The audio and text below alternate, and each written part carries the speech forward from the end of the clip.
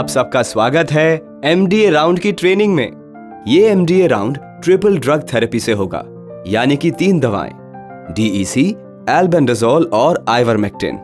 इस बार हमें सुनिश्चित करना है कि हम सभी योग्य लोगों को दवाई खिलाएं, जिससे हम अपने क्षेत्र से फाइलेरिया का उन्मूलन कर सके। जैसा कि आप जानते हैं, फाइलेरिया मच्छर के काटने से होता है। लिम्फेडेमा यानी हाथी पांव और हाइड्रोसील इस बीमारी के मुख्य लक्षण हैं। सर, हम तो सबको बताकर आते हैं, अब कई लोग नहीं खाते हैं, अब उसके लिए हम क्या कर सकते हैं? हमें लोगों को दवाई के बारे में बताना नहीं है, दवाई को अपने सामने खिलाना है। जो भी योग्य सदस्य घर पर आपको मिल जाएं, उन सभी को अपने सामने तीनों दवाई उम्र और ऊंचाई के अनुसार खिलाएं।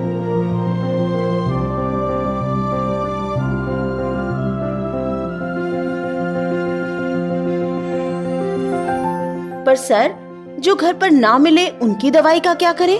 जो योग्य सदस्य आपको आपके भ्रमण के दौरान ना मिले, उनके बारे में पता कीजिए कि वो कब मिल पाएंगे और सुनिश्चित कीजिए कि आप अपना पुनः भ्रमण इसी जानकारी के आधार पर बनाएं। याद रखें, 2 साल से कम उम्र के बच्चों को, गर्भवती महिलाओं और गंभीर रूप से बीमार लोगों को फाइलेरिया से बचाव की दवा ना दें और आइवरमेक्टिन की गोली 5 साल से छोटे बच्चों को नहीं देनी है।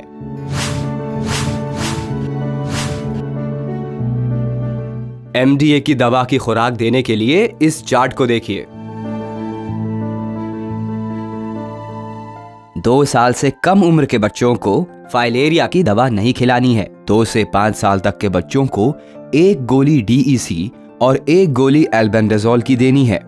6 से 14 साल तक के बच्चों को 2 गोली डीईसी और 1 गोली एल्बेंडाजोल की देनी है और सभी 15 साल से ऊपर के व्यक्तियों को 3 गोली डीईसी और 1 गोली एल्बेंडाजोल की देनी है।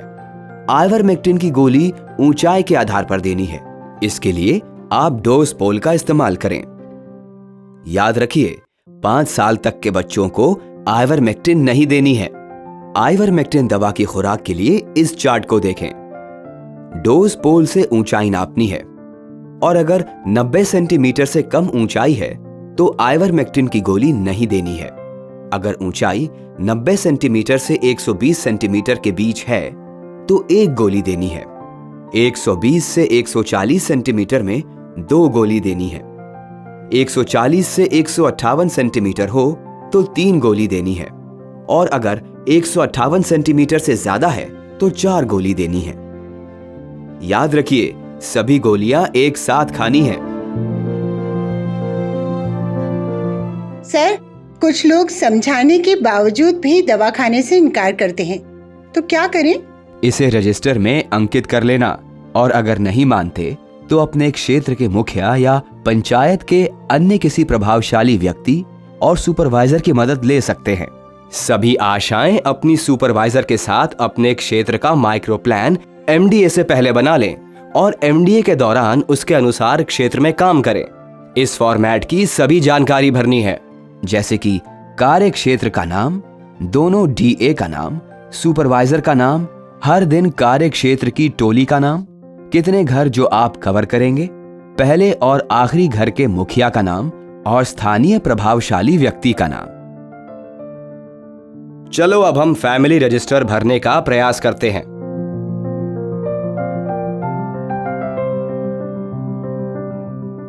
ये आवश्यक है कि आप अपने निर्धारित क्षेत्रों में सभी सदस्यों के विवरण को नोट करें।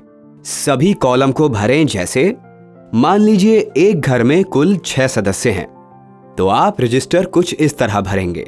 घर के मुखिया का नाम वीरेंद्र सिंह, उम्र 45 वर्ष, क्योंकि वो घर पर उपस्थित नहीं है।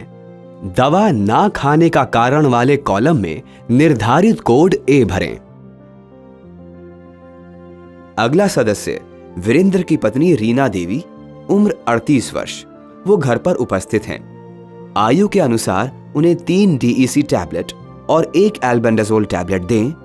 डोज पोल के अनुसार उनकी ऊंचाई 150 सेंटीमीटर है, तो उनको आइवरमेक्टिन की 3 गोलियां देनी है। दवा खिलाने की तिथि भरें और अपने सामने दवा खिलाने के बाद सही का चिन्ह लगाएं। सूर्य सिंह, जो कि वीरेंद्र सिंह के पिता हैं, क्योंकि वे दवा खाने से इनकार करते हैं, दवा ना खाने का कारण वाले कॉलम में निर्धारित कोड R भरें। वीरेंद्र और रीना देवी के लड़के शशि की उम्र 12 वर्ष है और वो स्कूल गया हुआ है और घर में उपस्थित नहीं है, तो निर्धारित कोड A भरें। उनकी लड़की रूपा, उम्र 4 वर्ष। आयु के अनुसार उसे DEC और एल्बेंडाजोल की एक गोली खुराक अनुसार देंगे, पर क्योंकि वो 5 साल से छोटी है, उसे हम आइवरमेक्टिन नहीं देंगे। तिथि भरें और अपने सामने दवा खिलाने के बाद सही का चिन्ह लगाएं। और आखिर में संजू, जो कि वीरेंद्र और रीना देवी का छोटा लड़का है, जिसकी उम्र सिर्फ 1 साल है और वो कोई भी दवा के योग्य नहीं है, कॉलम में कोड के आधार पर Y भरें। याद रखें, DEC, एल्बेंडाजोल और आइवरमेक्टिन की सभी टैबलेट्स एक साथ खानी है और अपने सामने खिलानी है।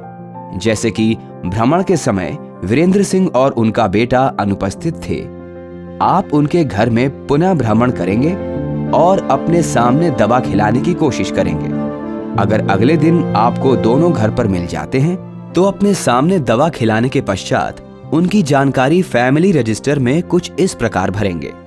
वीरेंद्र सिंह, उनको आयु के अनुसार 3 DEC टैबलेट और 1 एल्बेंडाजोल टैबलेट खिलाएं और डोज पोल के आधार से उनकी ऊंचाई 165 सेंटीमीटर है, तो आइवरमेक्टिन की 4 गोलियां खिलाएं। खिलाने की तिथि भरें और अपने सामने दवा खिलाने के बाद सही का चिन्ह लगाएं।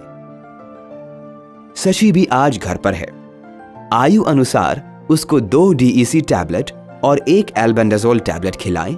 उसकी ऊंचाई 135 सेंटीमीटर है, तो उसे 2 आइवरमेक्टिन टैबलेट खिलाएं। उचित कॉलम में भरें, दवा खिलाने की तिथि भरें और अपने सामने दवा खिलाने के बाद सही का चिन्ह लगाएं। अगर किसी भी व्यक्ति को कोई प्रतिकूल प्रभाव हो, जैसे कि बुखार, उल्टी, सरदर्द इत्यादि हो, तो उसका विवरण प्रतिकूल प्रतिक्रिया वाले कॉलम में कोड के अनुसार अंकित करें। जरूरत पड़ने पर अपने सुपरवाइजर या ब्लॉक RRT यानी रैपिड रिस्पॉन्स टीम को सूचित करें। भ्रमण के दौरान अगर आपके क्षेत्र में लिम्फेडिमा और हाइड्रोसील केसेस मिलते हैं, तो उसका विवरण भी रजिस्टर में भरें।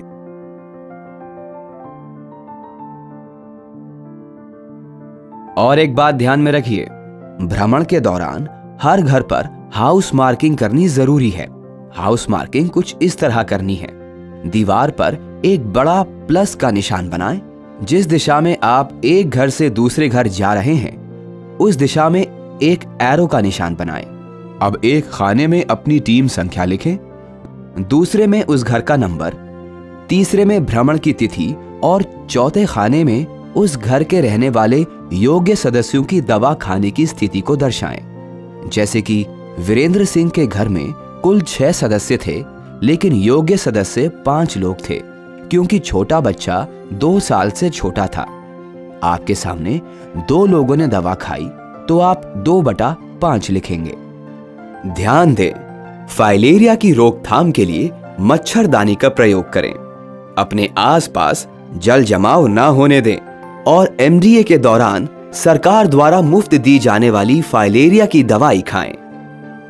2 साल से कम उम्र के बच्चों, गर्भवती महिलाओं और गंभीर रोग से पीड़ित व्यक्तियों के अलावा ये दवा सभी को खानी है। ये दवा उम्र एवं ऊंचाई के आधार पर दी जाएगी। ये दवा खाली पेट नहीं खानी है। दवा स्वास्थ्य कर्मी के सामने ही खाना जरूरी है। मरते हुए परजीवियों की प्रतिक्रिया स्वरूप कभी कभी सरदर्द, शरीर में दर्द, बुखार, उल्टी तथा बदन पर चकत्ते एवं खुजली जैसी मामूली प्रतिक्रियाएं देखने को मिलती हैं। घबराएं नहीं, आमतौर पर ये लक्षण स्वतः ही ठीक हो जाते हैं। याद रखें, फाइलेरिया का एक ही इलाज, इसे होने ही ना दें।